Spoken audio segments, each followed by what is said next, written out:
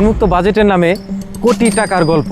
একজন মেম্বারের নামে 12 থেকে 13 লক্ষ টাকা বাজেট হয়। জনগণ আজ জানতে চায় কোথায় যাবে এই টাকা। রাজবাড়ী সদর উপজেলার শহীদপুর ইউনিয়নের 2 নম্বর ওয়ার্ডে উন্মুক্ত বাজেট হয়েছে। এখানে আমাদের 2 নম্বর ওয়ার্ডের একজন মেম্বারের নামে বরাদ্দ হয়েছে 12 থেকে 13 লক্ষ টাকা। আজ শহীদপুর ইউনিয়নের 2 নং ওয়ার্ডের আক সেন্টারে একটা লাইট মাথার উপরে ঠিকই আছে, যেটা সোলারের। সেই লাইটে কিন্তু আলো নেই অনেক বছর যাবত। বিগত দিনেও কাজ হয়েছে, কিন্তু কি কাজ হয়েছে? এই লাইটটা কিন্তু এখনো জ্বলছে না, অন্ধকার নেমে আছে। তাহলে বিগত দিনে কি টাকা আসেনি, বাজেট হয়নি? অবশ্যই হয়েছে।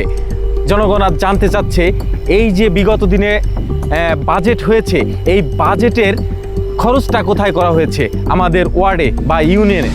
আক সেন্টার থেকে জয়পুর 4 রাস্তা পর্যন্ত এখনও কিন্তু ইটের রাস্তা। বিগত দিনে কি বাজেট হয়নি? এই রাস্তার জন্য কি কোনো বরাদ্দ আসেনি, নাকি মেম্বাররা এই রাস্তাটি চোখে দেখেনি? এখন বাজেট হয়েছে, কোন রাস্তার বাজেট হয়েছে, কোন কাজের বাজেট হয়েছে, সেটা এখন জনগণ জানতে চায়। যুব সমাজ আজ বেকার, যুব সমাজের জন্য কোনো উদ্যোগ নেই। তাহলে বাংলাদেশে আমাদের যেই বাজেটগুলো হচ্ছে ইউনিয়নে ইউনিয়নে, সেই বাজেটগুলা কোথায় যাচ্ছে? কোথায় সেই উন্নয়ন? বিধবা ভাতা, মাতৃকালীন ভাতা কারা পাচ্ছে? এর হিসাব জনগণ এখন জানতে চায়। প্রত্যেকটা জনগণের টাকায় কিন্তু এই বাজেটগুলো হচ্ছে।